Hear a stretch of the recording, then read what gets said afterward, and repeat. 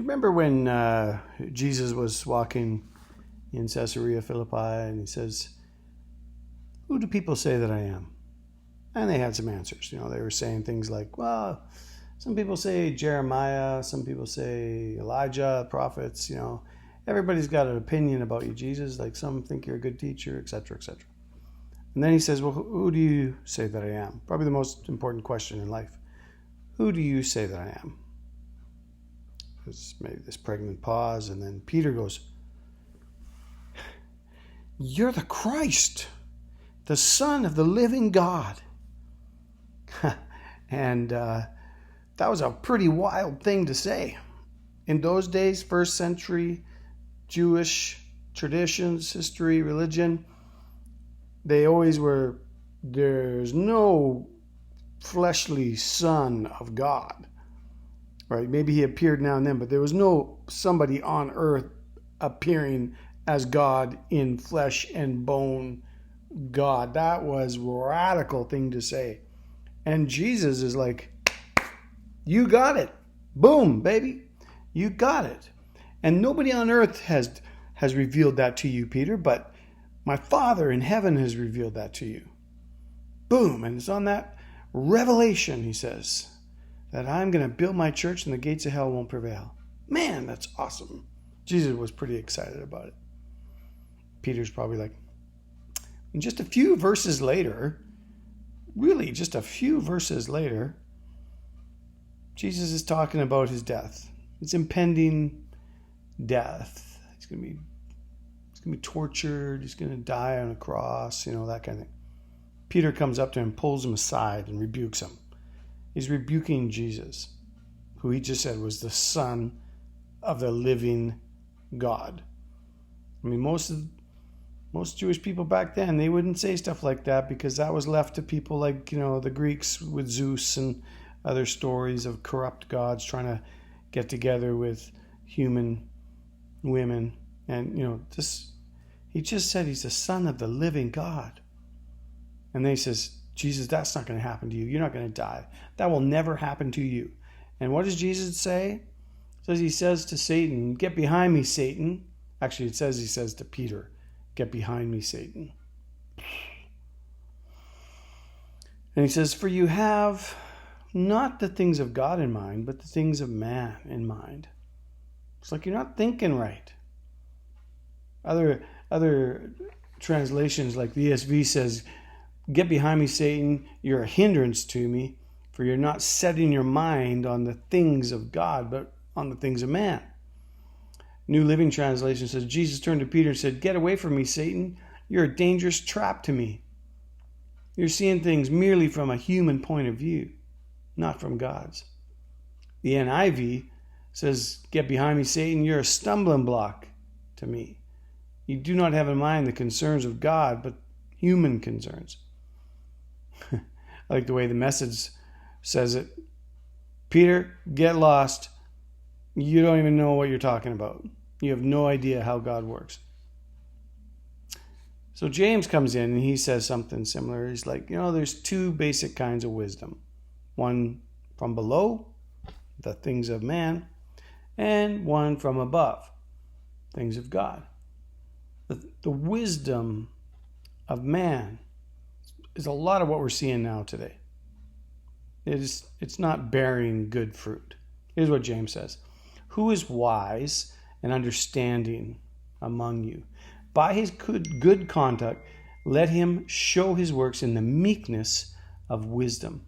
But if you have bitter jealousy and selfish ambition in your hearts, do not be boast and be false to the truth. This is not the wisdom that comes down from above, but is earthly." So the wisdom of this world, earthly, unspiritual, demonic. "For where jealousy and selfish ambition exist, there will be disorder and every vile practice. But the wisdom from above is first of all pure, then peaceable, gentle, open to reason, full of mercy and good fruits, impartial and sincere. And a harvest of righteousness is sown in peace by those who make peace. Look at how James describes the wisdom of man. It's earthly, unspiritual, demonic. It's off. It says one thing, then does another. It's something on one day, totally something different on the next day. It's full of jealousy, selfish ambition, bitterness, lies. For where this is the kind of wisdom of the world that is in place, there's going to be disorders, there's going to be vile practices of every kind. Unfortunately, it sounds a little all too familiar right now, doesn't it? And then he says, now there's another kind of wisdom, this wisdom that comes down from above. It's first of all pure. It's peaceable, peace-loving. So different. Gentle, open to reason, full of mercy, good fruits, impartial, sincere. That's the wisdom that comes down from above. That's what we need to see more of nowadays. When we see more of that, we're going to see this righteousness, a harvest of righteousness and peace. Wow. You know what? I heard today, I'm trying to think who I heard it from. Eric McTaxis, I think. But he was quoting Os Guinness, and he was talking about the original Fathers of Confederation in the U.S. And although they weren't all Christian, they believed that in order to have true freedom, they needed to have what Os Guinness called a golden triangle of liberty, or freedom. Golden triangle. So at the top, you got freedom. The one side of the triangle, you've got virtues. At the other side of the triangle, you got faith. And even though they weren't all Christian, the Fathers of Federation, they all agreed on this, that in order to have true freedom, you need to have a society that has virtues. Why isn't this taught in school anymore? You need to have a society that has virtues. But in order to have virtues, by and large, for the majority of people, to have true virtues, you need to have faith. You need to have a bigger picture. Not saying what kind of faith even. It was saying you need to have faith. You need to have something that causes virtues to flow out of you. We just read about the fruit of the Spirit, right? Earlier in Galatians. These things coming out of you, bearing fruit, the fruit of God's Spirit in you because of your faith. And they said if a society has virtues because of their faith, they're going to produce a real freedom. In order to self-govern, you need to have virtues. Otherwise, somebody's going to rise to the top and lord it over you and force you into government, like into being governed, oppressed, that kind of thing. Someone will rise to the surface and lord it over you. In order to self-govern by the people, for the people, etc., you need to have virtues. And they all saw that people of faith had virtues.